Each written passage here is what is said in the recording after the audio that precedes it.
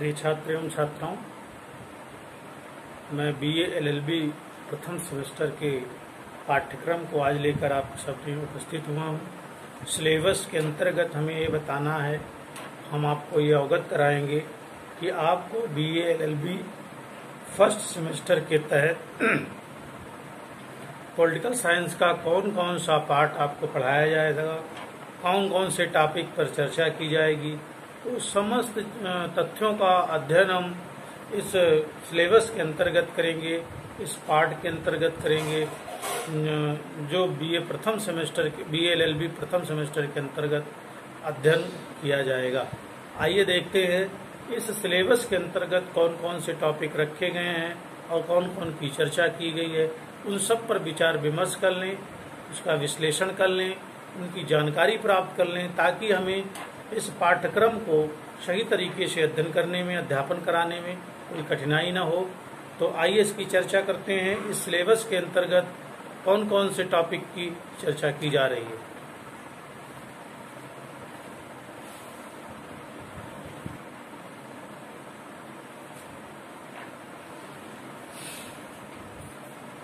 तो आइए चर्चा कर लेते हैं हम।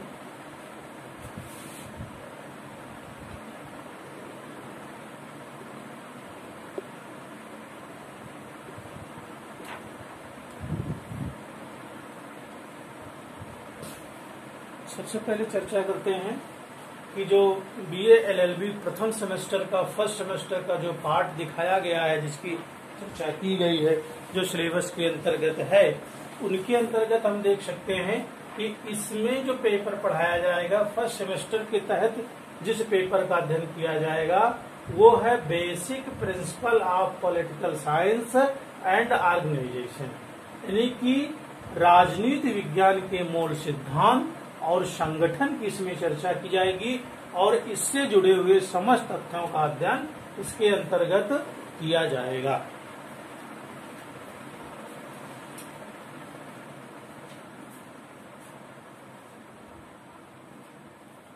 अब चर्चा कर लेते हैं पहली प्रथम यूनिट के अंतर्गत। प्रथम यूनिट के अंतर्गत हम देखते हैं जिसमें सबसे पहली बात आती है पॉलिटिकल साइंस डिफिनेशन। सबसे पहले हमें राजनीति विज्ञान का अर्थ एवं परिभाषा अध्ययन करना है। फिर है नेचर एंड स्कोप, यानी कि राजनीति विज्ञान की प्रकृति कैसी है, उसका क्षेत्र कैसा है, और फिर आगे है relation with other social science. Relation with other social science का मतलब है अन्य सामाजिक विज्ञानों के साथ इसका क्या संबंध है, इसकी क्या महत्वता है, वो सब दर्शाना है। और इनको हम क्रमबद्ध तरीके से देख लेते हैं किन सोशल साइंसों की चर्चा की जा रही है, जिसमें सबसे पहले geography, psychology, economics, ethics and law. अर्थात कहने का मतलब है कि राजनीति विज्ञान की अर्थ एवं परिभाषा उसका अदर विज्ञानों के साथ अन्य सोशल साइंस यानी सामाजिक विज्ञानों के साथ उसका कैसा संबंध है, उसकी चर्चा करना है, परिचर्चा करना है और दोनों का कंपैरेटिव अध्ययन करना है। ठीक, तो प्रथम यूनिट के अंतर्गत हमने देखा राजनीति विज्ञान का अर्थ एवं परिभाषा, उसकी प्रकृति, उसका क्षेत्र, उसका relation with other social science अर्थात अन्य सामाजिक विज्ञानों के साथ कैसा उसका संबंध है। ठीक, तो इनमें से geography, psychology, economics, ethics and law, यानी कहने का मतलब है पॉलिटिकल साइंस और भूगोल के क्या संबंध है, पॉलिटिकल साइंस और मनोविज्ञान के क्या संबंध है, पॉलिटिकल साइंस अर्थशास्त्र के क्या संबंध है, पॉलिटिकल साइंस नीति शास्त्र के क्या संबंध है और पॉलिटिकल साइंस कानून के क्या संबंध है। इन सब की चर्चा प्रथम यूनिट के अंतर्गत की जाएगी। आइए देखते हैं दूसरे यूनिट के अंतर्गत बताया गया है conception of the state and government. राज्य सरकार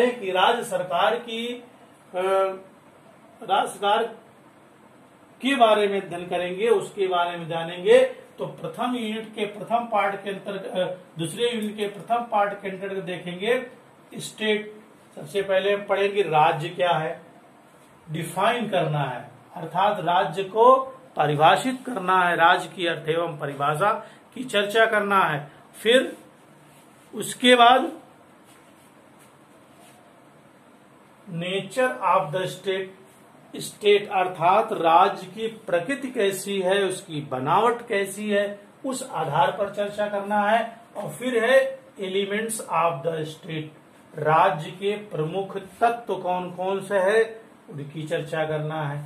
फिर अगले स्टेप में देखते हैं स्टेट सोसाइटी, यानी कि राज्य और समाज के बीच क्या रिलेशन है, राज्य और समाज के बीच दोनों को आमने सामने करके देखते हैं तो कैसे फीलिंग होती, कैसा क्या उसका रिजल्ट निकलता है। तो स्टेट और समाज की यानी स्टेट एंड सोसाइटी, राज्य और समाज के मध्य क्या संबंध है। फिर है स्टेट एंड एसोसिएशन अर्थात राज्य और समुदाय के मध्य क्या संबंध है।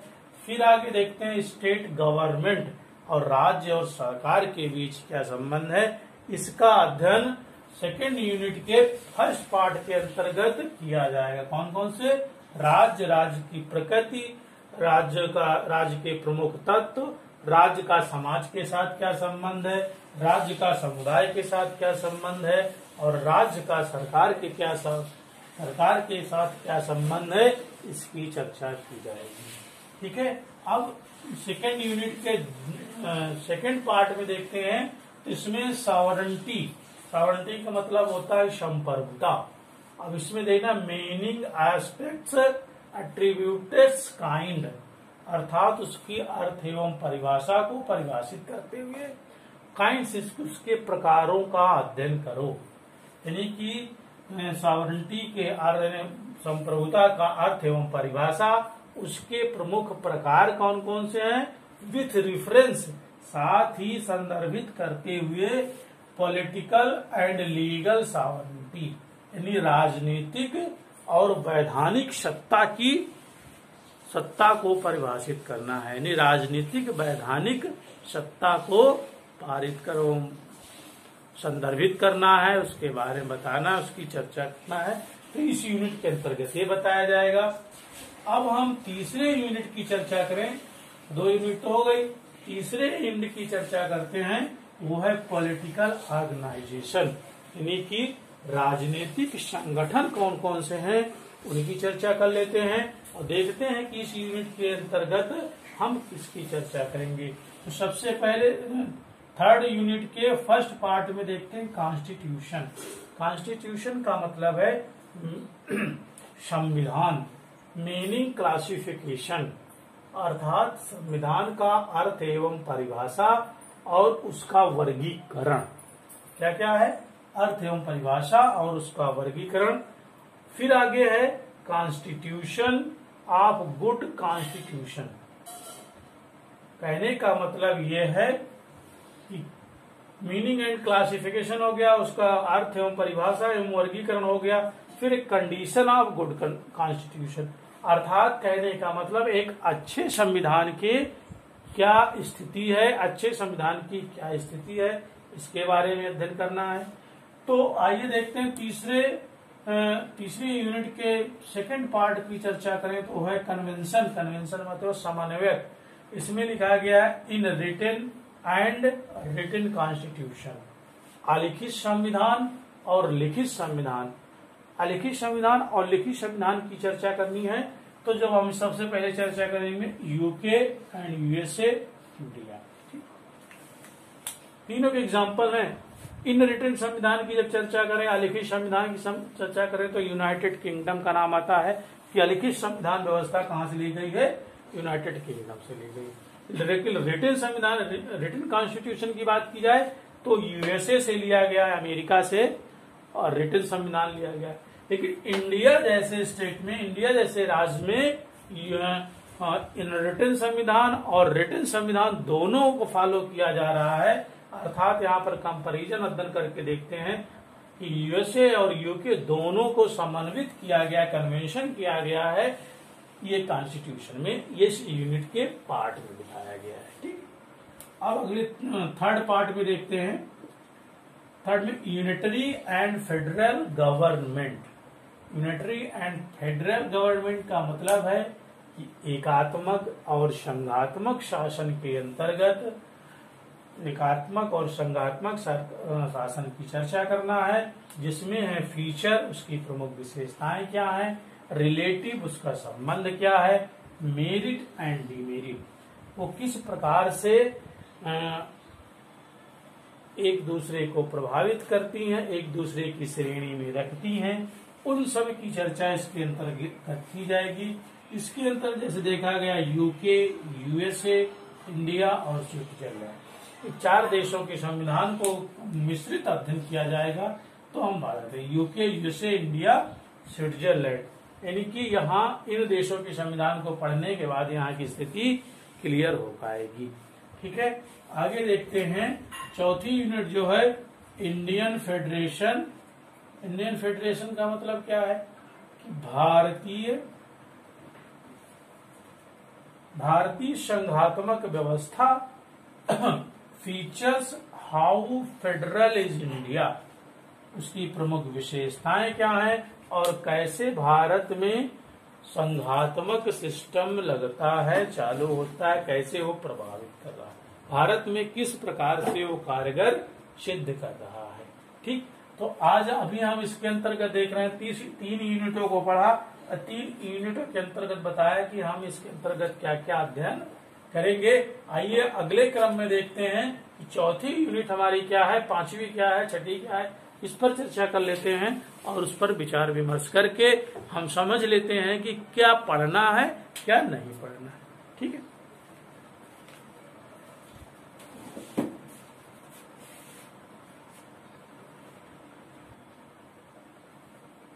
आइए अगले यूनिट में चर्चा करते हैं और वो है आर्गेन्स ऑफ गवर्नमेंट के क्या क्या आर्गेन्स है, उनकी चर्चा कर लेते हैं, उनके तत्व की चर्चा कर लेते हैं कि सरकार के कौन कौन से पार्ट हैं, कौन कौन से जो संस्थाएं हैं, म्यूनिसिपालिटी हैं जो काम कर रही हैं, मिशनरियां कौन कौन सी हैं जो काम कर रही हैं, उनकी चर्चा कर लेते हैं। तो सबसे पहले हम देखते हैं लेजिस्लेचर अर्थात व्यवस्थापिका से संबंधित सारे तथ्य, meaning, function, role and criminal arguments, यानी कहने का मतलब अर्थ एवं परिभाषा और उसके कार्य कौन कौन से उनकी चर्चा करेंगे। फिर for and against be criminal arguments for against direct legislation, अर्थात डायरेक्ट और इनडायरेक्ट जो व्यवस्थापिका सिस्टम है उसके बारे में अध्ययन करेंगे, उसकी चर्चा करेंगे। और इसी के जब सेकेंड पार्ट में चर्चा होगी तो हम कार्यपालिका से संबंधित समस्त उसकी कार्य प्रणाली को देखेंगे। Executive, meaning, kinds and function, अर्थात कार्यपालिका के अर्थ एवं परिभाषा, कार्य, उसके प्रकार क्या हैं, इनकी चर्चा करेंगे। Parliamentary vis non parliamentary executive, अर्थात संसदात्मक शासन और अध्यात्मक शासन दोनों की चर्चा की जाएगी, दोनों के बारे में बताया जाएगा। फिर तीसरे पार्ट में है जुडिशरी, जिसे हम कह सकते हैं न्यायिक व्यवस्था। जुडिशरी, मीनिंग, काइंड्स, फंक्शन, अर्थात न्यायपालिका का अर्थ एवं परिभाषा, उसके अर्थ को संदर्भित करेंगे, meaning, judiciary, meaning and kinds and function, अर्थात उसका अर्थ एवं परिभाषा, प्रकार और कार्य, इनकी चर्चा करेंगे। फिर क्या है इंडिपेंडेंस, जुडिशियल सिस्टम, क्या हमारी न्यायिक व्यवस्था आत्मनिर्भर है, आत्मनिर्भर न्यायिक व्यवस्था की बात की जा रही है, तो इसकी चर्चा होगी। और अगले यूनिट में जो बताया गया है उसमें ये रखा जाएगा कि the doctrine of expression of power, यानी कि शक्ति पृथक्करण का सिद्धांत जो है उसको किस तरह से संदर्भित किया जाएगा, किस तरह से इसको पढ़ा जाएगा, उसकी चर्चा की जाएगी।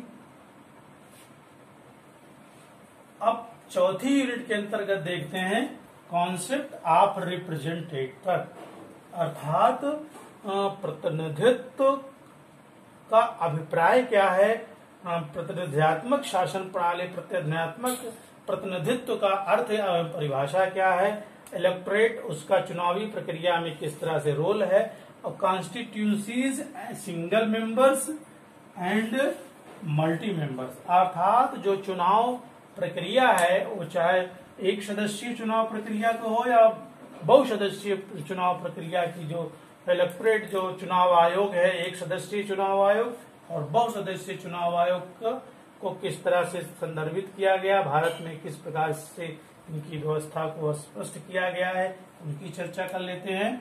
और फिर होगा universal adult franchise right to vote for women minorities representation, यानी कहने का मतलब युवा मताधिकार की बात की जाए, फ्रांसिस राइट टू वोट यानी कि मत का अधिकार की बात की जा रही है। वोट फॉर वुमेन, महिलाओं के लिए मताधिकार की चर्चा की जाएगी।